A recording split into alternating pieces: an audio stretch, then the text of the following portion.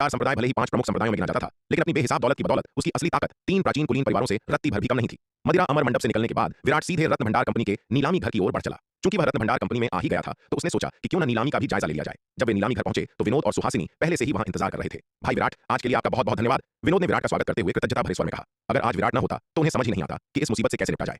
भाई विनोद, आप मुझे शर्मिंदा कर रहे हैं। हमारे बीच ऐसी औपचारिकताओं की क्या जरूरत है। भविष्य में अगर आपको किसी भी चीज की जरूरत हो तो बेझिझक मेरे पास आएं। आपको सब कुछ अकेले सहने की जरूरत नहीं है, और अगर कभी ऐसा हुआ कि आप रत्न भंडार कंपनी में नहीं रह पाए तो मेरा तलवार संप्रदाय हमेशा आपके स्वागत के लिए तैयार है।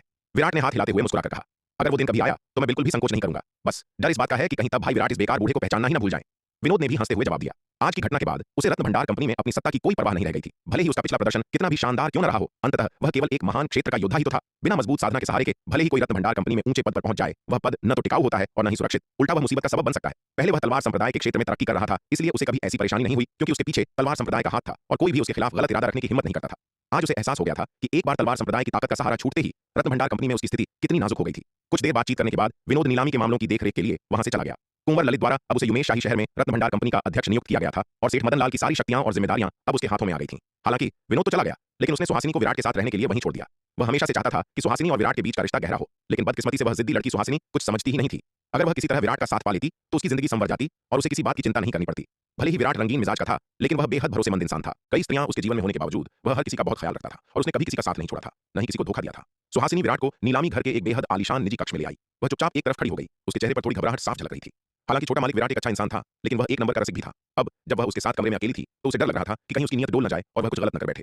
अगर उसने ऐसा किया तो क्या उसे मना करना चाहिए। छोटा मालिक विराट ने अभी अभी उसे और अध्यक्ष विनोद को उस दुष्ट के चंगुल से बचाया था। उसे लग रहा था कि इस एहसान को चुकाने का उसके पास कोई और रास्ता नहीं है। शायद खुद को उसे सौंप देना ही एकमात्र तरीका था। लेकिन छोटा मालिक विराट के घर में पहले से ही इतनी सारी स्त्रियां थीं। अगर वह उसकी उपपत्नी बन भी गई तो क्या बाकी स्त्रियां उसे परेशान नहीं करेंगी। सुहासिनी की घबराहट बढ़ती जा रही थी, यहाँ तक कि उसके माथे पर पसीने की बूंदें छलक आई थीं। मिस सुहासिनी! विराट ने उसे इस हालत में देखा तो उसे कुछ अजीब लगा और उसने आवाज दी। आ! विराट की अचानक आवाज सुनकर ख्यालों में खोई सुहासिनी डर के मारे चीख पड़ी। छोटा मालिक! सुहासिनी हकलाते हुए बोली। उसका चेहरा डर से सफेद पड़ गया था। उसे लगा कि विराट आखिरकार उस पर झपटने वाला है और उसका दिल जोर जोर से धड़कने लगा। विराट ये देखकर अवाक रह गया। मिस सुहासिनी, अगर आपको कोई काम है तो आप जा सकती हैं। आपको यहाँ मेरी सेवा में खड़े रहने की जरूरत नहीं है। विराट ने उसकी ओर देखते हुए कहा। मेरे पास कोई और काम नहीं है। यह सुनकर सुहासिनी ने राहत की सांस ली, यह महसूस करते हुए कि विराट का उसे नुकसान पहुंचाने का कोई इरादा नहीं है। अध्यक्ष विनोद ने उसे निर्देश दिया था कि वह छोटा मालिक विराट की अच्छी तरह सेवा करे, इसलिए वह बिना अनुमति के जा भी नहीं सकती थी, वरना उसे अध्यक्ष विनोद से अच्छी खासी डांट खानी पड़ती। यह सुनकर विराट को बड़ी असहायता महसूस हुई। यह लड़की थोड़ी कम अक्ल की थी और उसे समझ नहीं आ रहा था कि इसके दिमाग में क्या चल रहा है। यह हमेशा उसे शक की निगाह से देखती थी, जैसे उसके इरादे गलत हों। विराट ने ध्यान से सोचा, लेकिन उसे याद नहीं आया कि उसने कभी भी उसके साथ कोई अभद्रता की हो। उसका इस तरह घबराकर पास खड़े रहना विराट को असहज कर रहा था, लेकिन वह जाने को तैयार नहीं थी। कम अक्ल और जिद्दी विराट ऐसी लड़कियों के आगे बेबस हो जाता था। यह देखकर कि वह नहीं जाएगी, विराट ने उसे नजरअंदाज कर दिया और अपना ध्यान मंच पर नीलाम हो रहे खजानों पर केंद्रित कर दिया। यह नीलामी वास्तव में बहुत बड़े पैमाने पर हो रही थी, जिसमें कई कीमती सामान मौजूद थे। 9वीं रैंक के 20 से कम जादुई खजाने नहीं थे और यहाँ तक कि कुछ आध्यात्मिक पत्थर श्रेणी के शक्तिशाली खजाने भी थे। हालांकि इनमें से किसी भी खजाने ने विराट की रुचि नहीं जगाई। आखिरकार एक बैंगनी सुनहरी तुम्बी ने उसका ध्यान खींचा। यह स्वर्ण बैंगनी तुम्बी 9वीं रैंक का एक उच्च स्तरीय जादुई खजाना थी और साथ ही यह एक भंडारण खजाना भी थी, जिसके अंदर हजारों मील का विशाल स्थान था। इस स्वर्ण बैंगनी तुम्बी में कई अद्भुत कार्यक्षमताएं थीं, जो उच्च स्तरीय खजानों को इकट्ठा और संग्रहित करने में सक्षम थीं। हालांकि इस तुम्बी की कीमत बहुत अधिक थी, जो सामान्य 9वीं रैंक के खजानों की कीमत से कहीं ज्यादा थी। एक आम उच्च स्तरीय 9वीं रैंक के जादुई हथियार की कीमत 10 अरब से 50 अरब आध्यात्मिक पत्थरों के बीच होती है, लेकिन इस स्वर्ण बैंगनी तुम्बी की शुरुआती बोली ही 60 अरब 8वीं रैंक के आध्यात्मिक पत्थरों से शुरू हुई। अंततः अनगिनत योद्धाओं की बोली के बाद कीमत बढ़कर पूरे 100 अरब 8वीं रैंक के आध्यात्मिक पत्थरों तक पहुंच गई, जो एक सामान्य शीर्ष श्रेणी के 9वीं रैंक के हथियार से भी महंगी थी। बेशक बोली लगाने वालों की बड़ी संख्या के बावजूद स्वर्ण बैंगनी तुम्बी अंततः विराट के हाथों में आई। विराट की वर्तमान दौलत के लिए महज 100 अरब 8वीं रैंक के आध्यात्मिक पत्थर समुद्र में एक बूंद के समान थे। उसने अकेले काला बाजार के अखाड़े में ही 2.1 खरब 8वीं रैंक के आध्यात्मिक पत्थर जीते थे। भले ही उसने 630 अरब माया को दे दिए थे, फिर भी उसके पास 1 खरब से अधिक पत्थर बचे थे। स्वर्ण बैंगनी तुम्बी पर बोली लगाने के अलावा विराट ने किसी और खजाने पर बोली नहीं लगाई। नीलामी खत्म होने के बाद वह स्वर्ण बैंगनी तुम्बी लेकर वहां से चला गया। नीलामी के एक निजी बॉक्स में बैठा कुंवर ललित विराट को जाते हुए देख रहा था। उसकी आंखों में आश्चर्य का भाव था। यह लड़का वास्तव में कोई साधारण अमीर ज्यादा नहीं है। रत्न भंडार संप्रदाय के युवा मालिक के रूप में कुंवर ललित की नजरों से कंपनी में होने वाली कोई भी बात छिपी नहीं रहती थी। वह जानता था कि मदिरा अमर मंडप से निकलने के बाद विराट कहां गया और नीलामी में किस निजी कमरे में दाखिल हुआ। उसने यह भी देखा था कि कैसे विराट ने स्वर्ण बैंगनी तुम्बी के लिए बोली लगाते समय बिना पलक झपकाए 100 अरब खर्च कर दिए थे। कुंवर ललित विराट की इस बेहिसाब दौलत से काफी हैरान था। उसे लगता था कि पृथ्वी योद्धा सूची के शीर्ष 10 प्रतिभावान योद्धाओं में से केवल वह, यानी रत्न भंडार संप्रदाय का युवा मालिक ही विराट से ज्यादा अमीर हो सकता है। पृथ्वी योद्धा सूची के बाकी 9 योद्धाओं में से कोई भी इतनी आसानी से सैकड़ों अरब आध्यात्मिक पत्थर नहीं निकाल सकता था। ऐसा लग रहा था कि यह लड़का उसकी कल्पना से कहीं ज्यादा रहस्यमय है। भविष्य में इसकी पूरी जांच पड़ताल करनी होगी। कुंवर ललित को लग रहा था कि वह विराट से ज्यादा अमीर है, लेकिन उसे अंदाजा नहीं था कि रत्न भंडार संप्रदाय के युवा मालिक के रूप में उसकी दौलत भी विराट की नई नवेली रईसी के सामने कुछ भी नहीं थी। शायद उसके पिता की दौलत विराट के बराबर हो सकती थी। रत्न भंडार कंपनी से निकलने के बाद विराट सीधे दिव्य पवन महल के निवास पर लौट आया। अपने कमरे में वापस आकर विराट ने अपना हाथ हिलाया और अनंत परम मीनार को बुलाया। उसका शरीर एक झटके के साथ गायब हुआ और वह मीनार के दूसरे तल में प्रवेश कर गया। भले ही दिव्य पवन महल का निवास अब कई अर्धदिव्य विकास लोक के विशेषज्ञों से भरा हुआ था, लेकिन विराट को अपने रहस्यों के उजागर होने की कोई चिंता नहीं थी। आखिरकार यह मुख्य प्रांगण महारानी रेणुका का निवास था। भला किसकी हिम्मत थी जो यहाँ झांकने की जरूरत करता। और जहां तक महारानी रेणुका की बात थी, वह इतनी खाली नहीं बैठी थी कि उसकी जासूसी करें। इसके अलावा अगर महारानी रेणुका को यह पता भी चल जाता कि उसके पास अनंत परम मीनार है, तो भी विराट को विशेष चिंता नहीं थी। अब वह महारानी रेणुका पर पूरी तरह भरोसा करता था। अगर उनका संरक्षण न होता तो तलवार संप्रदाय बहुत पहले ही वरुण महल द्वारा नष्ट कर दिया गया होता। अगर वह महारानी रेणुका पर भरोसा नहीं कर सकता था तो फिर किस पर करता। विराट अनंत परम मीनार के दूसरे तल में दाखिल हुआ, आकाश की ओर देखा और पाया कि 34वां तारा काफी धुंधला पड़ गया था। विराट की आंखों में उलझन का भाव तैर गया। आखिर इन तारों की ऊर्जा इतनी जल्दी क्यों खत्म हो रही थी? पहले जब केवल 33वां तारा जल रहा था तब उसके धुंधला होने की गति समझ में आती थी, लेकिन अब जब 34वां तारा भी जल रहा था तो उसके धुंधला होने की गति भी उतनी ही तेज थी। ध्यान देने वाली बात यह थी कि 34वें तारे में 33वें तारे की तुलना में दोगुनी ऊर्जा थी। शंकाओं से घिरे विराट ने फिर से नागदंत चावल के उस खेत की ओर देखा जहां नीले वस्त्र वाला लड़का खेती कर रहा था। नागदंत चावल का खेत, जो कभी एक घने जंगल जैसा था, अब आकार में दोगुना हो गया था और तेजी से तारों की रोशनी सोख रहा था। नीले वस्त्र वाला लड़का इस विशाल विस्तार के भीतर व्यस्तता से काम कर रहा था।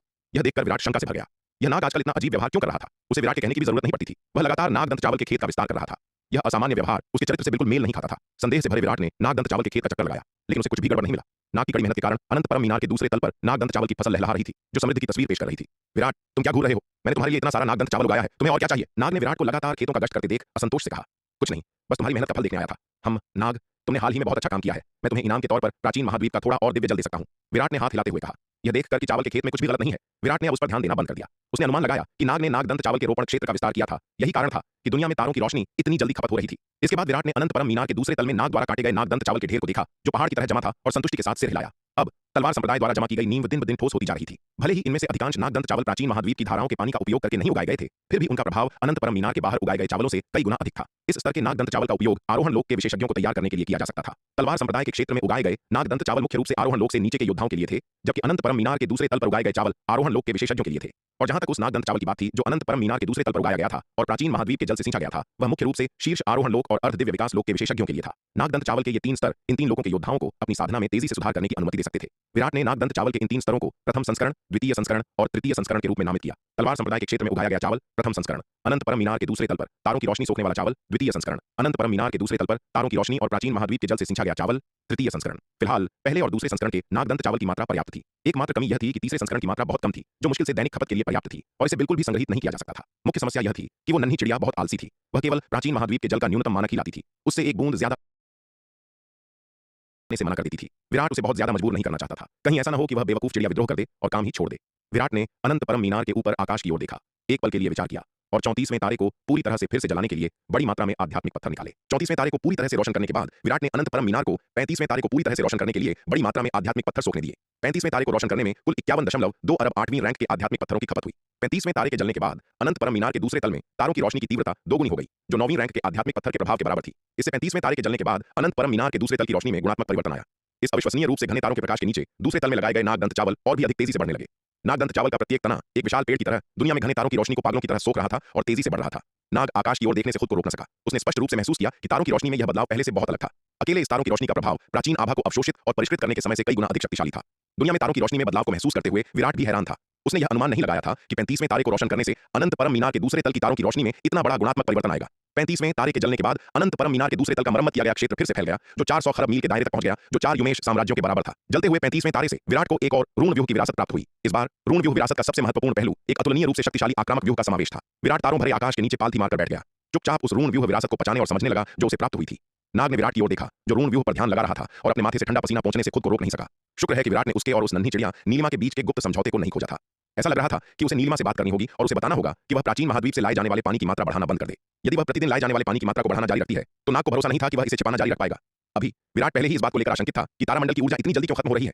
उसका अपने नागदंत चावल के खेतों का निरीक्षण करने आना इसका स्पष्ट प्रमाण था। जबकि युवा नाग गहरे विचारों में खोया हुआ था, अनंत परम मीनार के दूसरे तल पर स्थानांतरण मंच पर एक चमक दिखाई दी और एक छोटी नीली चिड़िया जिसके प्रत्येक पंजे में एक जेड की बोतल थी व्यूह से बाहर निकली। टूटी तलवार! नीलिमा बाहर आते ही चिल्लाई। ये देखकर नाग को पसीना आ गया। वह तेजी से झपटा और नीलिमा की चोंच पकड़ ली। वो नीलिमा, जिसकी चोंच दब गई थी, तुरंत क्रोधित हो गई। अपने पंख नाग के हाथ पर फड़फड़ाने लगी और गुर्राने लगी। लानत है तुम पर, बेवकूफ चिड़िया, अपनी आवाज नीचे रखो, विराट यहीं है। नाग ने एक तरफ इशारा करते हुए बार-बार कहा। ये सुनकर नीलिमा चौंक गई और तुरंत संघर्ष करना बंद कर दिया, उस दिशा में देखते हुए जहां नाग इशारा कर रहा था। जब उसने विराट को तारों भरे आकाश के नीचे पालथी मारकर बैठे देखा तो नीलिमा तुरंत आज्ञाकारी बन गई। यह देखकर कि वह अब संघर्ष नहीं कर रही है, नाग ने उसकी चोंच से अपना हाथ हटा लिया। टूटी तलवार! विराट अचानक अंदर क्यों आ गया? क्या उसे नीलामी के लिए रत्न भंडार कंपनी में नहीं होना चाहिए था? नीलिमा ने फुसफुसाते हुए कहा। क्या नीलामी खत्म नहीं होगी? नाग ने उसे चिढ़ते हुए कहा। उसे छोड़ो। नीलिमा ने अपने पंख फड़फड़ाए और अपने पंजों में पकड़ी हुई जेड की बोतलें नाग को सौंप दी और कहा, टूटी तलवार, यह प्राचीन महाद्वीप की धारा का पानी है, 5000 वर्ग फुट, जल्दी से मुझे 500 पाउंड नागदंत चावल दो। नाग, जो नीलिमा से 2 जेड की बोतलें लेने के लिए हाथ बढ़ा रहा था, यह सुनकर कांपने से खुद को रोक नहीं सका और लगभग उन 2 जेड की बोतलों को गिराने ही वाला था। टूटी तलवार, कसकर पकड़ो। अगर इन 2 जेड की बोतलों में प्राचीन महाद्वीप का पानी गिर गया तो तुम्हें मुझे उतना ही नागदंत चावल वापस करना होगा। नीलिमा ने कुछ नाराजगी से कहा। हिस! नाग ने हाँफते हुए नीलिमा को पूरी तरह से सदमे में देखा। बेवकूफ चिड़िया, तुम वास्तव में इस बार इतना सारा प्राचीन महाद्वीप का पानी ले आई? बोलते हुए उसने आकाश में तारों की ओर देखा। 35वां तारा, जिसे विराट ने अभी-अभी जलाया था, काफी धुंधला पड़ गया था। सौभाग्य से विराट वर्तमान में ताबीज व्यूह विरासत का अध्ययन कर रहा था और उसने बाहर के परिवर्तनों को नोटिस नहीं किया था। अन्यथा वह रहस्य जो वह और नीलिमा रच रहे थे निश्चित रूप से विराट द्वारा खोज लिया जाता। विराट ने मूल रूप से नीलिमा के लिए प्राचीन महाद्वीप से प्रतिदिन 1000 वर्ग फुट पानी लाने का लक्ष्य रखा था, लेकिन अब नीलिमा एक बार में पूरे 5000 वर्ग फुट पानी ले आई थी, जो विराट द्वारा निर्धारित लक्ष्य का 5 गुना था। यह बेवकूफ छोटी चिड़िया वास्तव में अपनी हद पार कर रही है। अगर ऐसा ही चलता रहा तो देर सवेर यह सब गड़बड़ कर देगी। क्या यह अनुमति नहीं है? नीलिमा ने नाक सिकोड़ी और कहा, टूटी तलवार, अपने वादे से मुकरने की कोशिश मत करो। हम सहमत हुए थे कि अगर मैं तुम्हें प्राचीन महाद्वीप से 10 वर्ग फुट पानी दूंगी तो तुम्हें मुझे 1 पाउंड नागदंत चावल देना होगा। अब मैं तुम्हें 5000 वर्ग फुट पानी दे रही हूं, इसलिए तुम्हें मुझे 500 पाउंड नागदंत चावल देना होगा। बेवकूफ छोटी चिड़िया, हद पार मत करो। अगर तुम ऐसे ही करती रही तो तुम देर सवेर सब कुछ गड़बड़ कर दोगी। नाग ने अपने माथे से ठंडा पसीना पोंछा और कहा, क्या तुम जानती हो कि विराट को इस बात पर संदेह हो गया है कि तारों वाली आकाश ऊर्जा इतनी जल्दी क्यों खत्म हो रही है? हालांकि नीलिमा प्राचीन महाद्वीप से विराट द्वारा निर्धारित मात्रा से अधिक पानी लाती थी, लेकिन यह अधिक से अधिक 2000 वर्ग फुट होता था। भले ही इसने नाग पर बहुत दबाव डाला था, लेकिन अब यह बेवकूफ छोटी चिड़िया अचानक प्राचीन महाद्वीप से 5 गुना अधिक धारा का पानी ले आई थी। हालांकि प्राचीन महाद्वीप के पानी से उगाए गए नागदंत चावल की मात्रा जो उसने विराट को सौंपी थी वह नहीं बदली थी। पर्याप्त समय दिए जाने पर विराट निश्चित रूप से इसे खोज लेगा। यह जोखिम थोड़ा बहुत बड़ा लगता है। यह सुनकर नीलिमा ने अपने पंख से अपना सिर खुजाया, थोड़ा दोषी महसूस करते हुए। मैं दिव्य पवन महल के उन भूखे भूतों से इतनी नाराज थी कि मैं भ्रमित हो गई और अधिक नागदंत चावल बचाना चाहती थी। मैंने इतना नहीं सोचा था। जब वह आज खाना खा रही थी तो उसे मेज पर जाने में देर हो गई और उसे अच्छी सीट नहीं मिली। वह उसी मेज पर थी जिस पर दिव्य पवन महल के 10 अर्ध दिव्य विकास लोक के बुजुर्ग बैठे थे। दिव्य पवन महल के वे बुजुर्ग जो पुनर्जन्म लेने वाले भूखे भूतों की तरह थे, उन्होंने जल्दी से अपनी मेज पर सारा नागदंत चावल खा लिया, जिससे उसके पास खाने के लिए बहुत कम कटोरे बचे। गुस्से में आकर नीलिमा ने और अधिक नागदंत चावल जमा करने का फैसला किया। वह दिव्य पवन महल के भूखे भूतों के साथ भोजन के लिए प्रतिस्पर्धा करने के लिए बहुत आलसी थी, इसलिए उसने आज प्राचीन वीरान महाद्वीप की धाराओं से जितना संभव हो उतना पानी ले जाने पर अपना सारा ध्यान केंद्रित किया, यह भूलते हुए कि अनंत परम मीनार के ऊपर आकाश में प्रत्येक तारे की एक ऊर्जा सीमा थी। यदि विराट ने आज 35वें तारे को रोशन नहीं किया होता और यदि उस तारे में और भी अधिक ऊर्जा नहीं होती तो शायद उसने 34वें तारे की ऊर्जा को पूरी तरह से समाप्त कर दिया होता, जिससे वह फिर से बुझ जाता। बेवकूफ छोटी चिड़िया, अगले कुछ दिनों तक प्राचीन वीरान महाद्वीप की धाराओं से और पानी मत लाओ, अन्यथा यदि 35वां तारा पूरी तरह से बुझ जाता है तो हम दोनों बड़ी मुसीबत में पड़ जाएंगे। नाग ने हाथ हिलाते हुए कहा, डरने की क्या बात है, हम बस 35वें तारे की ऊर्जा को फिर से भर देंगे। नीलिमा ने अपने पंख फड़फड़ाए लापरवाही से कहा, बेवकूफ छोटी चिड़िया, तुम्हारे पास बहुत सारे आध्यात्मिक पत्थर हैं। हरे वस्त्र वाले लड़के की आंखें यह सुनकर चमक उठीं और उसने जल्दी से पूछा, मेरे पास कोई नहीं है, लेकिन मैं कुछ उधार ले सकती हूँ। मैंने सुना है कि माया ने काला बाजार की लड़ाई के अखाड़े में बहुत पैसा जीता है, मैं अभी जाकर उससे कुछ मांगती हूँ। जैसे ही नीलिमा बोली, वह माया से पैसे उधार लेने के लिए एक पंख से अनंत परम मीनार से बाहर उड़ गई। माया उदार थी। यह सुनकर कि नीलिमा को पैसे की जरूरत है, उसने तुरंत उसे अपने पास मौजूद अधिकांश आध्यात्मिक पत्थर उधार दे दिए। पैसे उधार लेने के बाद नीलिमा तुरंत अनंत परम मीनार लौट आई और 35वें तारे द्वारा खपत की गई ऊर्जा को फिर से भर दिया। हे, अब विराट हमारे रहस्य को नहीं खोज पाएगा, है ना? नीलिमा ने गर्व से कहा, 35वें तारे को देखते हुए जो पूरी तरह से फिर से जल गया था। बेवकूफ छोटी चिड़िया, तुम वास्तव में कुछ हो। हरे वस्त्र वाले लड़के ने यह देखकर नीलिमा को थम्स अप दिया। यह छोटी बेवकूफ चिड़िया पहले से ही काफी अमीर लगती है, मुझे भविष्य में इससे और अधिक ठगना होगा। उसके लिए अब विराट को मूर्ख बनाना पहले से ही मुश्किल है, लेकिन वह अभी भी इस छोटी बेवकूफ चिड़िया को मूर्ख बनाने का प्रबंधन कर सकता है। अनंत परम मीनार के दूसरे तल में पलक झपकते ही 1 महीना बीत गया। विराट ताबीज व्यूह विरासत की अपनी समझ से जाग गया। अनंत परम मीनार के दूसरे तल में 1 महीना बीत गया था, लेकिन बाहर केवल 3 दिन बीते थे। विराट ने आकाश में तारों की ओर देखा और पाया कि 35वें तारे के धुंधला होने की गति सामान्य सीमा के भीतर थी। यह देखकर विराट के मन में जो संदेह पहले थे वे तुरंत गायब हो गए। उसे संदेह था कि नाग ने गुप्त रूप से प्राचीन महाद्वीप के धारा के पानी का गबन किया था और उस सारे पानी का उपयोग नहीं किया जो छोटी नीली चिड़िया ने नागदंत चावल की सिंचाई के लिए लाया था। लेकिन अब ऐसा लग रहा था कि वह ज्यादा सोच रहा था। अनंत परम मीनार के दूसरे तल में अपने महीने भर के एकांतवास के दौरान रून व्यूह का अध्ययन करते हुए विराट की साधना, जो पहले से ही लघु महान क्षेत्र के मध्य चरण की सीमा पर थी, आकाश से अविश्वसनीय रूप से घने तारों की रोशनी के निरंतर अवशोषण के कारण अब दबी नहीं रही। इसके अलावा समर्पित खेती की इतनी लंबी अवधि के बाद वह लघु महान क्षेत्र के मध्य चरण में अपनी क्षमता की सीमा तक पहुंच गया था। इसलिए इस क्षण विराट ने अपना सारा दमन छोड़ दिया। एक गगनभेदी गर्जना के साथ उसके शरीर से एक अतुलनीय रूप से शक्तिशाली आभा फूट पड़ी और भयानक ऊर्जा की लहरें सुनामी की तरह सभी दिशाओं में फैल गईं। इस क्षण विराट ने स्वाभाविक रूप से लघु महान क्षेत्र के अंतिम चरण में प्रवेश किया। लघु महान क्षेत्र के अंतिम चरण में टूटने के बाद विराट ने महसूस किया कि उसकी शक्ति तुरंत कई गुना बढ़ गई है। विराट का शरीर एक झटके के साथ अनंत परम मीनार के दूसरे तल पर स्थानांतरण मंच पर पहुंचा और स्थानांतरण व्यूह के माध्यम से प्राचीन महाद्वीप में प्रवेश किया। जब कोई किसी क्षेत्र को तोड़ता है तो क्षेत्र को जल्द से जल्द स्थिर करने का सबसे अच्छा तरीका प्राचीन महाद्वीप में प्रवेश करना है। प्राचीन महाद्वीप में प्रवेश करने पर विराट का शरीर चमका और उसने आकाश में उड़ने का प्रयास किया। उसके बड़े आश्चर्य के लिए, जैसा कि उसने उम्मीद की थी, लघु महान क्षेत्र के अंतिम चरण में टूटने के बाद वह प्राचीन महाद्वीप के दमनकारी बल को दूर करने और उड़ान भरने में सक्षम था। हालांकि उसकी वर्तमान ताकत के कारण वह केवल प्राचीन महाद्वीप के दमनकारी बल को मुश्किल से पार कर सकता था और उसकी उड़ान की ऊंचाई अधिक नहीं थी, जो जमीन से केवल 100 फीट की ऊंचाई तक पहुंचती थी। उड़ान की गति के मामले में भी विराट की उड़ान तेज नहीं थी। हालांकि यह गति विराट के लिए एक दिन में धारा के बीच चक्कर लगाने के लिए पर्याप्त थी। विराट धारा पर पहुंचा, एक जेट की बोतल निकाली और एक छोटी बोतल में पानी भर लिया। विराट ने धारा के पानी से भरी जेट की बोतल को ताकत से उठाया, यह पता लगाते हुए कि पानी खींचने की उसकी वर्तमान सीमा केवल लगभग 1000 झांग वर्ग थी। विराट ने धारा के पानी से भरी जेट की बोतल को किनारे पर रखा, पानी को देखा, एक पल के लिए विचार किया, फिर अपने कपड़े उतारे और धारा में कूद गया। जैसे ही उसने प्रवेश किया, उसे एक अविश्वसनीय रूप से शक्तिशाली बल अपने ऊपर दबाव डालता हुआ महसूस हुआ। पानी की हर बूंद पहाड़ जितनी भारी लग रही थी, जो उसे नीचे दबा रही थी। विराट का अविश्वसनीय रूप से मजबूत भौतिक शरीर तुरंत पानी के भारी वजन से चकनाचूर हो गया। हालांकि विराट के शरीर का 9/10वां हिस्सा पहले ही आदिदांव शरीर में बदल चुका था और जब यह पानी से चकनाचूर हो रहा था तो यह तेजी से खुद को ठीक भी कर रहा था। अविश्वसनीय रूप से भारी पानी के प्रभाव में विराट का शरीर लगातार चकनाचूर हो रहा था और फिर ठीक हो रहा था। टूटने और ठीक होने की इस निरंतर प्रक्रिया में विराट का शरीर जबरदस्त टेम्परिंग से गुजरा। पानी की अनगिनत धाराएं उसके मांस की दरारों के माध्यम से उसके शरीर में रिस रही थीं, जो लगातार उसके शरीर और रक्तवंश द्वारा अवशोषित की जा रही थीं। उसने अनंत अराजकता सम्राट तकनीक के संचलन के माध्यम से इन्हें शुद्ध अराजकता के असली तत्व में भी परिष्कृत किया। इस धारा के भीतर विराट की साधना एक स्पष्ट गति से तेजी से बढ़ रही थी और उसका नया प्राप्त अंतिम चरण का लघु महान क्षेत्र तेजी से स्थिर हो रहा था। थोड़ी देर बाद विराट को लगा कि उसका शरीर जितना पानी रोक सकता था वह अपनी सीमा तक पहुंच गया है, इसलिए वह धारा से बाहर और किनारे पर कूद गया। हालांकि जैसे ही वह किनारे पर पहुंचा, एक छोटी नीली चिड़िया जिसके पंजों में 2 जेट की बोतलें थीं, उत्साह से धारा की ओर उड़ी। पूरी तरह से नग्न विराट को देखकर नीलिमा ने एक कानफोड़ चीख निकाली। विराट, तुम्हारी मेरे सामने इतना अभद्र होने की हिम्मत कैसे हुई? नीलिमा ने अपनी आंखों को अपने पंखों से ढकते हुए चिल्लाया। हालांकि उसके 2 पंखों ने उसकी आंखों का केवल आधा हिस्सा ही ढका था और उसकी आंखें पंखों के बीच की जगह से विराट को ध्यान से देख रही थीं। इसके अलावा वह विशेष रूप से विराट के निचले शरीर को देख रही थी, उसकी टकटकी जिज्ञासा से भरी थी। यह देखकर विराट का माथा झुंझलाहट से सिकुड़ गया। उसने जल्दी से पास पड़े कपड़ों को पकड़ा और उन्हें पहन लिया। तुम बेवकूफ छोटी चिड़िया, तुम किस बारे में चिल्ला रही हो? तुम्हें यहाँ इतनी लापरवाही से दौड़ने के लिए किसने कहा? विराट ने नीलिमा को घूरते हुए कहा और उसे चिढ़ते हुए डांटा। हम विराट, तुम बहुत अनुचित हो। तुम ही हो जिसने मुझे हर दिन धारा से पानी लाने के लिए कहा और तुम ही हो जिसने मुझे यहाँ दौड़ने के लिए दोषी ठहराया। तुम्हारा क्या मतलब है? क्या तुम्हें सच में लगता है कि मुझे धमकाना आसान है? नीलिमा ने अपने पंख फड़फड़ाए, अभी भी अपनी आंखों को ढके हुए और गुस्से से चहकते हुए विराट के सामने आ गई। ठीक है, तुम पानी खुद ले जा सकती हो, मैं जा रहा हूँ। विराट इस बेवकूफ छोटी चिड़िया से निपटने के लिए बहुत आलसी था जिसका पेंच ढीला था। उसने धारा के किनारे रखी 1000 फुट वर्ग पानी वाली जेड की बोतल उठाई और एक चमक के साथ स्थानांतरण व्यूह की ओर उड़ गया। नीलिमा ने विराट की जाती हुई आकृति को देखा, उसके पंख उसकी ठुड्डी पर टिके हुए थे, उसकी आंखों में एक विचारशील नजर थी। विराट जाहिर तौर पर नहाने के लिए धारा में कूदा था और केवल एक दिन में उसने न केवल लघु महान क्षेत्र के अंतिम चरण में प्रवेश किया था, बल्कि उसका क्षेत्र भी बहुत अधिक स्थिर हो गया था। ऐसा लग रहा था कि धारा में नहाने का तरीका काफी अच्छा था। यह सोचकर नीलिमा ने अचानक अपने पंख से अपना सिर थपथपाया। सही बात है, वह इतनी बेवकूफ कैसे हो सकती है? यह धारा उसके ठीक सामने थी। क्या वह जितना चाहे उतना पानी नहीं पी सकती थी? उसने इतना पानी ले जाने और उस टूटी तलवार के साथ नागदंत चावल के लिए इसका आदान प्रदान करने की जहमत क्यों उठाई? हालांकि इस प्राचीन महाद्वीप की धारा के पानी का प्रभाव इसका उपयोग करके उगाए गए नागदंत चावल की तुलना में बहुत कम था, लेकिन मुख्य बात इसकी विशाल मात्रा थी। यह धारा 1000 मील चौड़ी और कम से कम 10 लाख मील लंबी थी। इसका पानी प्रतीत होता था कि अटूट है, जिससे वह अपनी मर्जी से अपने संसाधनों का उपयोग कर सकती थी। यह सोचकर नीलिमा ने तुरंत 2 जेड की बोतलें एक तरफ फेंक दी और एक चमक के साथ धारा में कूद गई। पानी में प्रवेश करते ही नीलिमा को तुरंत एक अविश्वसनीय रूप से शक्तिशाली बल अपने ऊपर दबाव डालता हुआ महसूस हुआ। यहाँ तक कि उसकी मजबूत काया के साथ भी पानी के बल ने उसके शरीर को चटका दिया और तोड़ दिया। हालांकि नीलिमा विराट से ज्यादा मजबूत थी, लेकिन उसकी शारीरिक शक्ति बहुत अधिक नहीं थी। इसके अलावा उसकी पुनर्योजी क्षमताएं विराट की तुलना में बहुत कम थीं। धारा में कूदने के बाद नीलिमा जल्दी से किनारे पर आने से पहले विराट से भी कम समय तक टिकी रही। अपने शरीर द्वारा अवशोषित प्राचीन महाद्वीप की धारा के पानी की बड़ी मात्रा को महसूस करते हुए नीलिमा ने गर्व से मुस्कुराया। वास्तव में यह तरीका उत्कृष्ट था। जब तक वह हर दिन इस धारा में नहाती रहेगी, भले ही वह नागदंत चावल न खाए, उसकी साधना की गति आसमान छू जाएगी। वह बेवकूफ बाघ उसकी तुलना कैसे कर सकता है? नीलिमा का घमंड बढ़ता गया। हालांकि वह विराट के लिए पानी लाना नहीं भूली। उसने 2 जेड की बोतलें उठाईं, 2 छोटी बोतलें पानी से भरीं और वापस चल दी। उसे यह काम अच्छी तरह से करना था। उसे अभी भी विराट द्वारा निर्धारित दैनिक कोटा पूरा करना था। अन्यथा यदि विराट को उसका काम पसंद नहीं आया और उसने उसे उस बेवकूफ बाघ से बदल दिया तो उसे बहुत बड़ा नुकसान होगा। बेशक उसे उस टूटी तलवार के साथ अपने समझौते को भी बनाए रखना था। अन्यथा अगर वह टूटी तलवार गुस्सा हो गई और उसने विराट को बता दिया कि उसने और तलवार ने क्या किया है, तो वह बड़ी मुसीबत में पड़ जाएगी। अभी उसका सबसे महत्वपूर्ण काम चुपचाप अपनी किस्मत बनाना था। दिव्य पवन महल परिसर के मुख्य हॉल में विराट ने अपना भोजन समाप्त कर लिया था और अनंत परम मीनार के दूसरे तल में अपनी साधना जारी रखने के लिए अपने कमरे में लौटने ही वाला था कि दिव्य पवन महल का प्रबंधन करने वाली बुजुर्ग ने अचानक आकर रिपोर्ट की कि रत्न भंडार संप्रदाय का एक बुजुर्ग बाहर चंपा से मिलने का अनुरोध कर रहा है। यह सुनकर विराट रुक गया। यह देखना चाहता था कि रत्न भंडार संप्रदाय चंपा के साथ क्या चाहता है। उसे अंदर आने दो। महारानी रेणुका, जो अभी तक अपने कमरे में नहीं लौटी थी, बुजुर्ग के शब्द सुनने के बाद बोलने से पहले एक पल के लिए हिचकिचाई। जी महारानी। दिव्य पवन महल की बुजुर्ग ने महारानी रेणुका को नमन किया, सहमति व्यक्त की और फिर मुड़कर चली गई। थोड़ी देर बाद वह आरोहण लोक के मध्य चरण के एक बुजुर्ग व्यक्ति को मुख्य हॉल में ले आई। मुख्य हॉल में प्रवेश करने पर बुजुर्ग व्यक्ति वहां बैठे 12 अर्ध दिव्य विकास लोक के विशेषज्ञों को देखकर हैरान रह गया। दिव्य पवन महल ने इतने सारे अर्ध दिव्य विकास लोक विशेषज्ञ कब हासिल किए? लंबे समय तक सदमे के बाद बुजुर्ग ने खुद को शांत किया और जल्दी से महारानी रेणुका और अन्य विशेषज्ञों को नमन किया।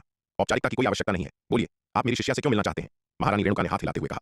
महारानी रेणुका को रिपोर्ट करते हुए, बात यह है, मेरे युवा मालिक 3 दिनों में रत्न भंडार कंपनी में एक भोज का आयोजन कर रहे हैं, जिसमें दाव संघ की सभी प्रतिभाओं और हुनरमंदों को मध्य महाद्वीप युद्ध कला प्रतियोगिता से पहले एक प्रारंभिक बैठक के लिए आमंत्रित किया गया है। इसलिए वह युवा स्वामिनी को भोज में आमंत्रित करना चाहते हैं। बुजुर्ग ने महारानी रेणुका से सम्मानपूर्वक कहा। बोलते हुए उसने एक निमंत्रण पत्र निकाला और उसे सौंप दिया। एल्डर शांति ने यह देखकर आगे बढ़कर निमंत्रण पत्र लिया और मुड़कर उसे महारानी रेणुका को सौंप दिया। महारानी रेणुका ने निमंत्रण स्वीकार किया, उसे खोला, उस पर एक नजर डाली, एक पल के लिए विचार किया और फिर कहा, मैं समझ गई, हमारी दिव्य पवन महल की युवा स्वामिनी 3 दिनों में समय पर भोज में शामिल होंगी। धन्यवाद महारानी रेणुका। यह सुनकर बुजुर्ग ने फिर से महारानी को नमन किया। हालांकि निमंत्रण सौंपने के बाद वह गया नहीं। इसके बजाय उसने चारों ओर देखा और कहा, मुझे आश्चर्य है कि आप में से कौन युवा मास्टर विराट है? वह मैं हूं। क्या आपको मुझसे कुछ चाहिए? विराट ने उत्तर दिया। युवा मास्टर विराट, मेरे युवा मालिक आपको भी 3 दिनों में भोज में आमंत्रित करते हैं। बोलते हुए बुजुर्ग ने विराट को भी एक निमंत्रण पत्र सौंपा। ओह, तो मुझे भी आमंत्रित किया गया है। विराट ने एक भौं उठाई और हल्का सा मुस्कुराया। उसने निमंत्रण लिया, उसे खोला, एक नजर डाली, फिर उसे बंद कर दिया। मुस्कुराते हुए कहा, तो कृपया भाई ललित से कहिए कि मैं विराट और युवा स्वामिनी निश्चित रूप से अब से 3 दिन बाद समय पर भोज में शामिल होंगे। विराट द्वारा अपने युवा मालिक को भाई ललित के रूप में संबोधित करते हुए सुनकर बुजुर्ग ने थोड़ा सिकोड़ा। उसका युवा मालिक रत्न भंडार संप्रदाय का प्रतिष्ठित युवा मालिक था। उसकी स्थिति और ओहदा अविश्वसनीय रूप से कुलीन था। लघु महान क्षेत्र के अंतिम चरण की एक चींटी जैसा व्यक्ति इस तरह के भाईचारे के संबोधन के योग्य कैसे हो सकता है? हालांकि अपने युवा मालिक के निर्देशों को याद करते हुए कि बस निमंत्रण देना है और कोई परेशानी पैदा नहीं करनी है, बुजुर्ग ने अपनी नाराजगी को दबा दिया। उस स्थिति में यह बूढ़ा व्यक्ति युवा मास्टर विराट के आगमन की प्रतीक्षा करेगा। बुजुर्ग ने शांत भाव से कहा। विराट को अभिवादन में हाथ जोड़े हुए। बेशक विराट थोड़ा मुस्कुराया और इशारा वापस कर दिया। निमंत्रण देने के बाद बुजुर्ग ज्यादा देर नहीं रुके और चले गए। बुजुर्ग के जाने के बाद चंपा महारानी रेणुका के पास आई और एक उलझन भरी अभिव्यक्ति के साथ पूछा, गुरु मां, आपने मुझे इस तरह के भोज में शामिल होने के लिए सहमत क्यों किया? महारानी रेणुका शायद ही कभी उसे युद्ध कला की प्रतिभाओं के ऐसे समारोहों में शामिल होने देती थीं, लेकिन आज उनकी गुरु मां ने अपने चरित्र से बाहर काम किया था। रत्न भंडार संप्रदाय के युवा मालिक द्वारा आयोजित भोज में उसे शामिल होने देने के लिए सहमति दी थी। इससे चंपा को बहुत अजीब लगा। तुम्हारा पहले मध्य महाद्वीप गठबंधन की युद्ध कला प्रतिभाओं के साथ ज्यादा संपर्क नहीं रहा है और तुम उनके बारे में बहुत कम जानती हो। अब जब मध्य महाद्वीप युद्ध कला प्रतियोगिता शुरू होने वाली है तो तुम्हें उनके बारे में पहले से जानने के लिए इस भोज में शामिल होना चाहिए। यह आगामी प्रतियोगिता के लिए अच्छी तैयारी होगी, ताकि बाद में जब तुम उनसे मिलो तो तुम अनजान न रह जाओ। महारानी रेणुका ने कहा। ओह ठीक है। अपनी गुरु मां की यह बात सुनकर चंपा ने अपना छोटा सा सिर हिला दिया। वैसे भी उसे डरने की कोई बात नहीं थी, क्योंकि उसका छोटा मालिक उसके साथ भोज में जा रहा था। अगर उसे अकेले जाना पड़ता तो वह काफी घबरा जाती। उसने पहले कभी ऐसे भोज में भाग नहीं लिया था और वह नहीं जानती थी कि गठबंधन की इतनी सारी प्रतिभाओं से कैसे निपटा जाए। लेकिन अपने छोटे मालिक के साथ वह किसी भी चीज से नहीं डरती थी। महारानी रेणुका ने उसकी ओर देखा, यह जानते हुए कि वह क्या सोच रही थी, और बेबसी से अपना सिर हिला दिया। अगर विराट इस बार उसके साथ न होता तो वह छोटी लड़की निश्चित रूप से भोज में शामिल होने के लिए अनिच्छुक होती और शायद इससे बचने के लिए बहाने भी बनाती। सौभाग्य से उसने पिछले कुछ वर्षों में विराट के साथ सैकड़ों अरबों मील की यात्रा की थी, जिससे उसे पहले की तुलना में काफी अनुभव और परिपक्वता प्राप्त हुई थी। अन्यथा वह शायद और भी अधिक डरपोक और भयभीत होती। विराट, तुम्हें अब से 3 दिन बाद भोज में चंपा का अच्छी तरह ख्याल रखना होगा। उसे कोई नुकसान मत होने देना। महारानी रेणुका ने विराट की ओर मुड़कर कहा। विराट की ताकत अभी चंपा के वर्तमान स्तर से मेल नहीं खा सकती थी, लेकिन ज्ञान, अनुभव और चरित्र के मामले में वह कहीं बेहतर था। कुछ भव्य अवसरों पर चंपा को अभी भी विराट की सुरक्षा की आवश्यकता होगी। चिंता न करें मौसी रेणुका, चंपा को मुझ पर छोड़ दें। विराट ने हल्की मुस्कान के साथ कहा। मेरे रहते हुए मैं किसी को भी उसका एक बाल भी बांका नहीं करने दूंगा। विराट के शब्द सुनकर चंपा के चेहरे पर एक प्यारी सी मुस्कान आ गई और उसने अपने दिल में मिठास की लहर महसूस की। युमेश शाही शहर, शर्मा परिवार का निवास, जो 3 प्राचीन कुलीन परिवारों में से एक था। एक आंगन में लगभग 15 या 16 साल की एक लड़की, जिसने हरे कपड़े पहने थे, झूले पर बैठी थी। हरे कपड़ों वाली लड़की झूले पर झूल रही थी, अपने बाएं हाथ में एक बड़ा चिकन लेग पकड़े हुए मजे से खा रही थी। मिस, क्या आप सच में युवा मास्टर ललित के दूत से मिलने नहीं जा रही हैं? एक सुंदर नौकरानी झूले के पास खड़ी थी और हरे कपड़ों वाली लड़की से पूछा। उफ, उसे जाने दो, उसे जाने दो, मुझे परेशान मत करो। उसे देखने का क्या मतलब है? वह लड़का ललित, वह बस दिन भर बकवास करता रहता है। मुझे उसे देखकर ही गुस्सा आता है और वह इस भोज में जा रहा है। हरे कपड़ों वाली लड़की ने हाथ में चिकन लेग को बेसब्री से हिलाते हुए कहा। क्या घर पर चिकन लेग खाना बेहतर नहीं है? मुझे उसके बेकार भोज में क्यों जाना है? मिस, क्योंकि युवा मास्टर ललित ने एक भोज आयोजित किया है, तो भोज में बहुत सारा स्वादिष्ट भोजन होना चाहिए। क्या आप सुनिश्चित हैं कि आप इस पर विचार नहीं करेंगी? सुंदर नौकरानी ने फिर से अस्थायी रूप से पूछा। ओह, ऐसा लगता है? यह सुनकर हरे कपड़ों वाली लड़की हिचकिचाई। उस ललित साथी के पास कोई और कौशल नहीं है, लेकिन उसका परिवार अमीर है। इसके अलावा यह आदमी अपनी छवि के बारे में बहुत चिंतित है। क्योंकि उसने इतना बड़ा भोज आयोजित किया है, तो वह निश्चित रूप से सभी तरफ से युद्ध कला प्रतिभाओं का मनोरंजन करने के लिए बहुत सारी अच्छी चीजें लाएगा। हाँ हाँ, बिल्कुल सही। सुंदर नौकरानी ने चावल चुगने वाली मुर्गी की तरह बार बार से हिलाया। ओह प्रिय, रहने दो। इस तरह के भोज में शामिल होना बहुत बड़ी मुसीबत है। उन लोगों के पास बहुत सारे गुप्त उद्देश्य हैं। मैं ऐसी सतही चीजों से निपटने के लिए बहुत आलसी हूं। अगर मैं जाती हूं तो मैं शायद उसका भोज बर्बाद कर दूंगी। हरे कपड़ों वाली लड़की ने थोड़ी देर सोचा, फिर अंत में अपना हाथ हिलाया और कहा। ललित उपनाम वाले उस आदमी ने शायद मुझे वास्तव में आमंत्रित नहीं किया था। वह बस एक नाटक कर रहा है। वह चिंतित है कि अगर उसने दूसरों को आमंत्रित किया लेकिन मुझे नहीं, तो मैं आकर दरवाजा खटखटाऊंगी और परेशानी पैदा करूंगी। इसलिए उसके पास निमंत्रण भेजने के अलावा कोई विकल्प नहीं था। बेहतर है कि जाकर लोगों को परेशान न करूं। ठीक है, सुंदर नौकरानी ने बेबसी से कहा। तो फिर मिस, मैं उस बूढ़े आदमी को जाने देती हूँ। हाँ, उसे जाने दो। हरे कपड़ों वाली लड़की ने अपने चिकन लेग का एक और टुकड़ा खाया। उसके गाल फूले हुए थे। युमेश शाही शहर, दाव संघ मुख्यालय। कुंवर ललित, अब तुम जा सकते हो। वरिष्ठ भाई महायोद्धा मानव एकांतवास में है और मेहमानों से नहीं मिलना चाहते। सफेद कपड़ों में एक आश्चर्यजनक रूप से सुंदर महिला ने अपने सामने रईस दिखने वाले युवक से शांति से कहा। कितने अफसोस की बात है, कैसा संयोग है। कुंवर ललित ने खेदपूर्ण अभिव्यक्ति के साथ कहा। तो फिर साध्वी वैदेही और साधु हेमंत, आप तो खाली होंगे, है ना? क्या आप 3 दिनों में रत्न भंडार कंपनी में भोज में शामिल होकर मुझे सम्मानित करेंगे? कुंवर ललित ने 2 और निमंत्रण निकाले और उन्हें वैदेही और उसके पास खड़े एक गोरे युवक को सौंप दिया। खैर, यह देखते हुए कि तुम कितने ईमानदार हो, व्यक्तिगत रूप से मुझे आमंत्रित कर रहे हो, तो मैं तुम्हारा अनुरोध स्वीकार करती हूँ। वैदेही ने हाथ बढ़ाया और उन 2 निमंत्रणों को ले लिया जो उसने सौंपे थे और बड़प्पन से अपना हाथ हिलाया। यह देखकर उसके पास खड़ा गोरा युवक हेमंत एक पल के लिए हिचकिचाया। तो मैं ललित, रत्न भंडार कंपनी में आपके आगमन की प्रतीक्षा करूंगा। यदि दाव संघ के कोई अन्य साधु भी मेरे भोज में रुचि रखते हैं, तो आपके साथ आने के लिए उनका स्वागत है। कुंवर ललित मुस्कुराए और वैदेही और उसके पास खड़े गोरे युवक को अभिवादन में हाथ जोड़े। जिस व्यक्ति को उसने व्यक्तिगत रूप से आमंत्रित किया था, वे 2 साधु वैदेही और हेमंत नहीं थे, बल्कि अद्वितीय प्रतिभाशाली महायोद्धा मानव थे, जो पृथ्वी योद्धा सूची में पहले स्थान पर थे। वैदेही और उसका साथी साधु हेमंत हालांकि अविश्वसनीय रूप से शक्तिशाली युद्ध कला प्रतिभाएं थीं, लेकिन उसके व्यक्तिगत निमंत्रण के योग्य नहीं थे। कुंवर ललित हालांकि निराश थे कि महायोद्धा मानव ने उनसे मिलने से इनकार कर दिया, लेकिन उन्होंने अवसर को पूरी तरह से नहीं गंवाया था। यह साधु मानव अपनी अलग और एकांत प्रकृति के लिए जाने जाते थे, जो शायद ही कभी दूसरों के साथ बातचीत करते थे। वह आमतौर पर या तो एकांत में साधना कर रहे होते थे या शक्तिशाली दुश्मनों से लड़ रहे होते थे। एक सच्चे साधना के दीवाने। कुंवर ललित का निमंत्रण केवल एक अस्थायी प्रयास था, जिसमें महायोद्धा मानव को उनके भोज में शामिल करने की कोई उम्मीद नहीं थी। कुंवर ललित के जाने के बाद वैदेही के पास खड़े गोरे युवक हेमंत ने उसकी ओर देखा और कुछ बेबसी से कहा। जूनियर बहन वैदेही, तुमने मेरे लिए यह निमंत्रण स्वीकार करने का जिम्मा क्यों लिया? ओह प्रिय, सीनियर भाई हेमंत, कुंवर ललित व्यक्तिगत रूप से हमें आमंत्रित करने आए थे। हमें उनकी इज्जत रखनी होगी। वैदेही ने गोरे युवक की छाती पर एक निमंत्रण पत्र थप्पड़ की तरह मारा और कहा। तो तय रहा, तुम 3 दिनों में नहीं जाने का बहाना नहीं बना सकते, नहीं तो मेरी नाक कट जाएगी। यह देखकर गोरा युवक हेमंत अवाक रह गया। यहाँ सीनियर भाई कौन है? तुम इस तरह कैसे व्यवहार कर सकती हो जूनियर बहन? इसके अलावा कुंवर ललित ने व्यक्तिगत रूप से न केवल हम दोनों को, बल्कि सीनियर भाई मानव को भी आमंत्रित किया था। हम दोनों का इतना प्रभाव नहीं है। हालांकि हेमंत केवल अपने मन में बुदबुदाने की हिम्मत कर सकता था और इसे जोर से कहने की हिम्मत नहीं कर सकता था। वैदेही के घमंडी स्वभाव को देखते हुए अगर वह इन शब्दों को जोर से कहता, तो वैदेही निश्चित रूप से फट पड़ती। हालांकि उसने वैदेही से पहले संप्रदाय में प्रवेश किया था और वह अधिक मजबूत था, लेकिन सच कहूं तो वह वास्तव में वैदेही को उकसाने की हिम्मत नहीं करता था। वह वैदेही को नाराज करने का जोखिम उठा सकता था, लेकिन वह उसके पीछे खड़े बाबा दिगंबर को नाराज करने का जोखिम नहीं उठा सकता था। हालांकि दाव संघ के भीतर भी बहुत कम लोग जानते थे कि वैदेही बाबा दिगंबर की शिष्या थी, लेकिन वह दाव संघ के 10 दाव पुत्रों में से एक के रूप में इस रहस्य को जानता था। बाबा दिगंबर की रक्षात्मक प्रकृति के साथ जो कोई भी उनकी शिष्या को धमकाने की हिम्मत करेगा, उसका अंत निश्चित रूप से अच्छा नहीं होगा। वह बूढ़ा बदमाश पूरी तरह से बेशर्म था। बोरियों में लोगों को बंद करने से लेकर डंडों से पीटने तक किसी भी नीच तरीके का इस्तेमाल करता था। हेमंत एक बार वैदेही से नाराज हो गया था और उसे पीट दिया था। परिणाम स्वरूप उसी रात उसे पीठ पर मारा गया और एक अंधेरी जगह पर ले जाकर बेरहमी से पीटा गया। वह भयानक अनुभव आज भी हेमंत की रीढ़ में सिहरन पैदा कर देता है, जब भी वह इसे याद करता है। उस घटना के बाद ही हेमंत को एहसास हुआ कि वैदेही का समर्थन कितना शक्तिशाली था और उसने फिर से उसे कोई अनादर दिखाने की हिम्मत नहीं की। जहां तक वैदेही की सुंदरता की लालसा का सवाल था, वह जीने से थका नहीं था और मौत को दावत नहीं देना चाहता था। हालांकि वैदेही दाव संघ में युवा पीढ़ी की 4 सुंदरियों में से एक थी, लेकिन उसका व्यक्तित्व वास्तव में अनाकर्षक था। सतह पर वैदेही एक अविश्वसनीय रूप से अलग और आश्चर्यजनक रूप से सुंदर परी थी, लेकिन जो लोग वास्तव में उसे जानते थे, वे जानते थे कि उसका यह अलगपन पूरी तरह से एक नाटक था। असली वैदेही ऐसी बिल्कुल नहीं थी, अन्यथा उसे बाबा दिगंबर जैसे बेशर्म व्यक्ति द्वारा शिष्या के रूप में स्वीकार नहीं किया गया होता। बाबा दिगंबर किसी ऐसे व्यक्ति की परवाह नहीं करते थे जिसका व्यक्तित्व उनके स्वाद के अनुकूल नहीं था, चाहे वे कितने भी प्रतिभाशाली क्यों न हो। बिल्कुल उसकी तरह उसकी युद्ध कला प्रतिभा वैदेही से कहीं अधिक थी। फिर भी बाबा दिगंबर ने उसे नीची निगाह से देखा। न केवल उसने उसे नीची निगाह से देखा, बल्कि दाव संघ के 10 दाववादियों में से वैदेही के अलावा कोई भी बाबा दिगंबर के ध्यान के योग्य नहीं माना गया। बाबा दिगंबर के शब्दों में उनमें से कोई भी दिलचस्प नहीं था। बाबा दिगंबर के समर्थन के कारण वैदेही व्यावहारिक रूप से दाव संघ के भीतर स्वतंत्र रूप से घूमती थी। न केवल वह वैदेही को नाराज करने का जोखिम नहीं उठा सकता था, बल्कि यहाँ तक कि महायोद्धा मानव, जो कभी किसी को दोस्ताना चेहरा नहीं दिखाते थे, वैदेही के प्रति उदास होने की हिम्मत नहीं करते थे, क्योंकि दाव संघ के भीतर हेमंत ही अकेला नहीं था जिसे बाबा दिगंबर ने चकमा दिया था। अनंत परम मीनार का दूसरा तल, दहाड़, एक ड्रैगन की दहाड़ जो पूरे आकाश और पृथ्वी में गूंज उठी। विराट ने एक मुक्का मारा और विशाल शक्तिशाली मुक्का इरादा एक विशाल दिव्य ड्रैगन में संघनित हो गया, जिसके तराजू स्पष्ट थे। यह दिव्य ड्रैगन अपनी राजसी आभा के साथ असली ड्रैगन से अलग नहीं था। उसकी आंखें चमक रही थीं जैसे कि उसके पास सच्चा जीवन हो। पहली नजर में यह बताना मुश्किल था कि यह दिव्य ड्रैगन उसके मुक्का इरादे से बना था। कोई केवल यही सोचेगा कि यह स्वर्ग से उतरने वाला असली ड्रैगन है। हूं। विराट ने एक लंबी सांस छोड़ी, अपनी मुट्ठी के रुख को वापस लिया और उसके चारों ओर मुक्का इरादा ज्वार की तरह पीछे हट गया। मुक्का इरादे से बना दिव्य ड्रैगन भी गायब हो गया। हालांकि उसके मुक्के की बची हुई शक्ति अभी भी उसके चारों ओर लहर रही थी और अंधेरे स्थानिक दरारें ढाना जारी रहीं। इस मुक्के द्वारा छोड़ी गई शक्तिशाली शक्ति को देखकर विराट की आंखों में संतुष्टि का भाव दिखाई दिया। लघु महान क्षेत्र के अंतिम चरण में टूटने के बाद उसने आखिरकार 1 महीने के कठिन प्रशिक्षण के बाद युद्ध ड्रैगन मुट्ठी के 17वें रूप में महारत हासिल कर ली थी। जब तक उसका पूरी तरह से स्थिर नहीं हो जाता और उसकी शारीरिक शक्ति थोड़ी और नहीं बढ़ जाती, तब तक उसे युद्ध ड्रैगन मुट्ठी के 18वें रूप को तोड़ने में ज्यादा समय नहीं लगेगा। समय को देखते हुए रत्न भंडार कंपनी में भोज में जाने का समय हो गया था। हालांकि उसने अनंत परम मीनार के दूसरे तल में पूरे 1 महीने तक साधना की थी, लेकिन बाहरी दुनिया में केवल 3 दिन ही बीते थे। विराट अनंत परम मीनार के दूसरे तल में नहीं रुका। एक चमक के साथ वह चला गया। शार्दुल, चलो चलें। विराट ने दरवाजा खोला और दरवाजे पर लेटे हुए शार्दुल को पुकारा। जी बॉस। यह सुनकर शार्दुल तुरंत जमीन से उछला। उसका शरीर धुंधला हो गया और वह एक बड़ी सफेद बिल्ली में बदल गया। विराट के कंधे पर कूद गया और वहां बैठ गया। विराट चंपा के कमरे के बाहर पहुंचा और दरवाजा खटखटाया। जल्द ही दरवाजा अंदर से खुला और चंपा बाहर आ गई। छोटे मालिक। चंपा ने आज्ञाकारी रूप से विराट का अभिवादन किया। चंपा, समय हो गया है, आज रत्न भंडार कंपनी में भोज है। विराट ने मुस्कुराते हुए चंपा की ओर देखते हुए कहा, हम इतनी जल्दी यहाँ आ गए। यह सुनकर चंपा ने कुछ अनिच्छा से कहा। उसने पहले कभी ऐसे भोज में भाग नहीं लिया था और इतने सारे अजनबियों का एक साथ सामना करने का विचार युवा मालिक की कंपनी के साथ भी उसे थोड़ा डरपोक महसूस करा रहा था। डरो मत, छोटा मालिक यहाँ है। यह देखकर विराट ठीक ठीक जानता था कि छोटी लड़की क्या सोच रही थी और उसे सांत्वना देने के लिए तुरंत उसका सिर थपथपाने के लिए हाथ बढ़ाया। हाँ, छोटे मालिक, तो चलिए। चंपा ने चावल चुगने वाले चूजे की तरह से हिलाया। उसे देर सवेर इन भव्य अवसरों का सामना करना ही था और वह हमेशा इस तरह युवा मालिक पर निर्भर नहीं रह सकती थी। उसे बड़ा होना था ताकि वह भविष्य में युवा मालिक और अपनी गुरु मां के बोझ को साझा कर सके और हमेशा उनकी सुरक्षा में न रहे। दोनों रत्न भंडार कंपनी की ओर बढ़ते हुए एक साथ दिव्य पवन महल के निवास से निकले। दिव्य पवन महल के निवास के अंदर दोनों को जाते हुए देख एल्डर शांति ने कुछ चिंता के साथ कहा, महारानी, क्या मुझे उनके साथ जाना चाहिए और उनकी रक्षा करनी चाहिए? इस बार कुंवर ललित के भोज में दाव संघ की बड़ी संख्या में युद्ध कला प्रतिभाएं एक साथ आईं और वह चिंतित थीं कि विराट और चंपा इसे संभाल नहीं पाएंगे। कोई जरूरत नहीं है, हमें देर सवेर उन्हें छोड़ना होगा और चंपा को इन सब का सामना खुद करने देना होगा ताकि वह बड़ी हो सके, वरना वह हमेशा हम पर निर्भर रहेगी और कभी भी वास्तव में परिपक्व नहीं होगी। महारानी रेणुका ने सिर हिलाया और कहा, लेकिन क्या होगा अगर अन्य युद्ध कला प्रतिभाएं उनके लिए चीजें मुश्किल कर दें? इस बार अन्य प्रतिभाएं निश्चित रूप से कई शक्तिशाली अंगरक्षकों के साथ होंगी। एल्डर शांति ने कुछ चिंता के साथ कहा। सच कहूं तो चंपा के लिए उनका स्नेह महारानी रेणुका से कम नहीं था। शांति, तुम इतनी भ्रमित कैसे हो सकती हो? विराट और चंपा निजी रक्षकों के बिना नहीं है। क्या तुम उस बड़ी सफेद बिल्ली को भूल गई हो जो हमेशा विराट के साथ रहती है? महारानी रेणुका ने मुस्कुराते हुए कहा, वह बच्चा विराट मौत से बहुत डरता है, वह अपनी और चंपा की सुरक्षा की परवाह कैसे नहीं करेगा?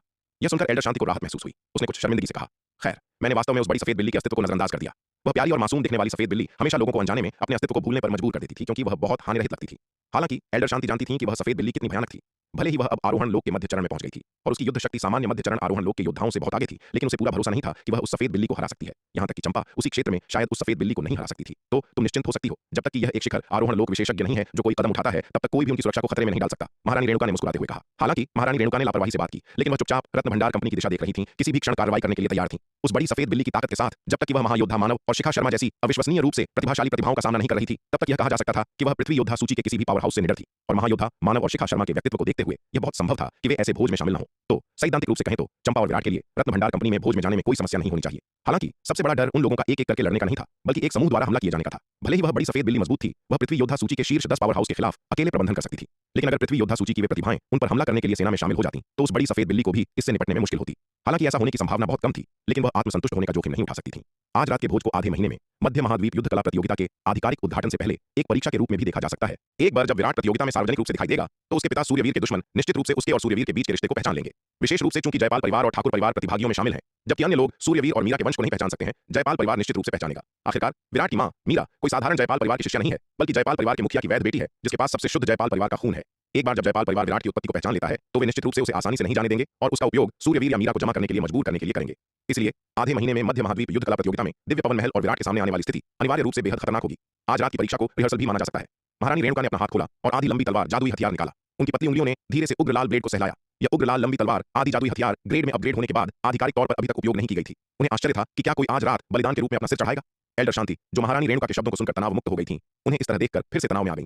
वह बचपन से ही व्यावहारिक रूप से महारानी रेणुका के पास थी और उनके व्यक्तित्व को बहुत अच्छी तरह जानती थी। महारानी की उपस्थिति से निर्णय लेते हुए उन्होंने आज रात व्यक्तिगत रूप से हस्तक्षेप करने का इरादा किया। ऐसा लग रहा था कि आज रात विराट और युवा स्वामिनी जिस भोज में शामिल हुए, वह उनकी आशंका से कहीं ज्यादा खतरनाक था। विराट और चंपा रत्न भंडार कंपनी के प्रवेश द्वार पर पहुंचे। उसने चारों ओर देखा और पाया कि नीलामी के दिन की तुलना में रत्न भंडार कंपनी बहुत शांत थी। रत्न भंडार कंपनी के विशाल सिंदूरी द्वारों के सामने बहुत कम लोग आ जा रहे थे। शायद कुंवर ललित ने जानबूझकर आज के भोज के लिए पूरे स्टोर को खाली करा लिया था। अन्यथा युमेश शाही शहर में एकत्र हुए योद्धाओं की भारी संख्या को देखते हुए रत्न भंडार कंपनी का व्यवसाय निश्चित रूप से इतना शांत नहीं होता। सिंदूरी द्वारों के दोनों ओर खड़े गार्ड भी उन लोगों से बिल्कुल अलग थे जो विराट के साथ गए थे जब वह उस दिन रत्न भंडार कंपनी गया था। उस दिन द्वारों पर गार्ड केवल अर्धचरण आरोहण लोक के योद्धा थे, लेकिन आज उन्हें कई मध्य आरोहण लोक विशेषज्ञों द्वारा प्रतिस्थापित किया गया था और उनके बीच एक अंतिम आरोहण लोक विशेषज्ञ भी था। एक द्वारपाल के रूप में एक अंतिम आरोहण लोक विशेषज्ञ का होना कुंवर ललित के पास निश्चित रूप से खींचने के लिए एक भव्य योजना थी। विराट चंपा के साथ सिंदूरी द्वारों की ओर चल पड़ा। रुको! आरोहण लोक के मध्य चरण के एक गार्ड ने विराट का रास्ता रोका। उदासीनता से कहा, महोदय, रत्न भंडार कंपनी आज मेहमानों को स्वीकार नहीं कर रही है, कृपया किसी और दिन आएं। यह सुनकर विराट ने मन ही मन सोचा, जैसा कि मैंने सोचा था। कोई आश्चर्य नहीं कि रत्न भंडार कंपनी आज इतनी वीरान है। यह पता चला है कि कुंवर ललित ने वास्तव में अपने भोज के लिए पूरी दुकान खाली कर दी है। मैं यहाँ कुछ खरीदने नहीं आया हूँ, मैं यहाँ भोज में शामिल होने आया हूँ, विराट ने मुस्कुराते हुए समझाया। आप यहाँ भोज में शामिल होने आए हैं? यह सुनकर गार्ड विराट को शक की निगाह से देखने से खुद को रोक नहीं सका, लेकिन चाहे वह उसे कैसे भी देखे, नीले रंग का यह युवक केवल लघु महान क्षेत्र के अंतिम चरण की एक चींटी था। लड़के, क्या तुम जानते हो कि आज इस भोज की मेजबानी कौन कर रहा है? तुम्हारी यह कहने की हिम्मत कैसे हुई कि तुम यहाँ शामिल होने आए हो? विराट को आकार देने के बाद गार्ड एक मजाक उड़ाने वाली अभिव्यक्ति दिखाने से खुद को रोक नहीं सका। आज के भोज में शामिल होने वाला हर व्यक्ति दांव संघ में एक प्रमुख व्यक्ति है, युवा पीढ़ी का एक अद्वितीय कौतुक। लघु महान क्षेत्र के अंतिम चरण की एकमात्र चींटी के लिए वहां होने का दावा करना पूरी तरह से बेतुका है। बेशक मैं जानता हूं मुझे कुंवर ललित द्वारा आमंत्रित किया गया था, विराट ने एक हल्की मुस्कान के साथ कहा। क्या ऐसा हो सकता है कि इस भोज की मेजबानी करने वाला व्यक्ति कुंवर ललित न हो? दिव्य पवन महल ने और विराट नहीं चाहता था कि इस मामले की वजह से महारानी रेणुका को अपनी संग होने वाला हर शख्स दांव संघ का एक नामचीन चेहरा है, युवा पीढ़ी का एक बेमिसाल योद्धा है। एक लघु महान क्षेत्र के आखिरी चरण वाला मामूली कीड़ा यह दावा करे कि उसे यहां बुलाया गया है, यह बात ही पूरी तरह से बेतुकी है। बेशक मैं जानता हूं मुझे कुंवर ललित ने खुद न्योता दिया है, विराट ने हल्की मुस्कान के साथ कहा। क्या आज की दावत की मेजबानी कुंवर ललित नहीं कर रहे? तुम्हारी इतनी हिम्मत, तुम जैसा कीड़ा हमारे छोटे मालिक का नाम जुबान पर लाए? विराट की बात सुनकर पहरेदार का चेहरा गुस्से से लाल हो गया और वह जोर से चिल्लाया। यह सुनकर विराट के माथे पर लकीरें उभर आईं। उसने कहा, कुंवर ललित ने हमें दावत पर बुलाया है और उनके यहां मेहमानों से ऐसा बर्ताव किया जाता है? छोटे मालिक, जरा इस कीड़े को तो देखो, इसे अपनी औकात का जरा भी अंदाजा नहीं है। धोखे और फरेब का सहारा ले रहा है, यहां तक कि रत्न भंडार संप्रदाय को भी चूना लगाने की जरूरत कर रहा है। ये दावा करने से पहले कि कुंवर ललित ने इसे बुलाया है, इसे आईने में अपनी शक्ल देख लेनी चाहिए। तभी एक तरफ से खिल्ली उड़ाती हुई हंसी सुनाई दी। विराट ने सिर घुमाकर देखा तो पाया कि बोलने वाली एक बेहद खूबसूरत महिला थी। वह उसे घृणा भरे चेहरे से देख रही थी। उसकी नजरों में बेहद हिकारत थी, मानो वह किसी इंसान को नहीं बल्कि रेंगते हुए कीड़े को देख रही हो। उस महिला के बगल में एक काफी सुंदर नौजवान खड़ा था। उस नौजवान के पीछे कई योद्धा खड़े थे, कुछ अर्ध आरोहण लोक के थे, कुछ आरोहण लोक के, और यहां तक कि एक आरोहण लोक के आखिरी चरण वाला शक्तिशाली विशेषज्ञ भी था। ये सभी योद्धा, जिनमें वह शक्तिशाली विशेषज्ञ भी शामिल था, उस सुंदर नौजवान के प्रति बेहद सम्मान दिखा रहे थे। तो जैसी अंधी को तो अपनी पेशाब में भी अपनी परछाई दिखाई नहीं देगी। विराट ने बिना किसी हिचकिचाहट के करारा जवाब दिया। वह बिना वजह की बदतमीजी कभी बर्दाश्त नहीं करता था। विराट के शब्द सुनते ही उस महिला का चेहरा गुस्से से बदसूरत हो गया। ए छोटे जानवर, तू मौत को दावत दे रहा है, महिला ने विराट को घूरते हुए कहा। उसकी आंखों में जबरदस्त हत्या की मंशा तैर रही थी। इसके साथ ही उसने अचानक हमला कर दिया और विराट की ओर एक जोरदार हथेली का वार किया। हालांकि उसका वार विराट तक पहुंच नहीं पाया। जिस पर उसने हमला किया, एक परछाई बिजली की तरह विराट के सामने दीवार बनकर खड़ी हो गई। उसने उस महिला के हमले को सीधे टक्कर दी। एक कान फाड़ देने वाली दहाड़ के साथ उस महिला का शरीर किसी तोप के गोले की तरह पीछे की ओर उड़ गया और धड़ाम से सड़क पर जा गिरा। वह मुंह से खून की उल्टियां करने लगी और काफी देर तक उठ नहीं सकी। इस बार चंपा ने हमला किया था, जिसने एक ही हथेली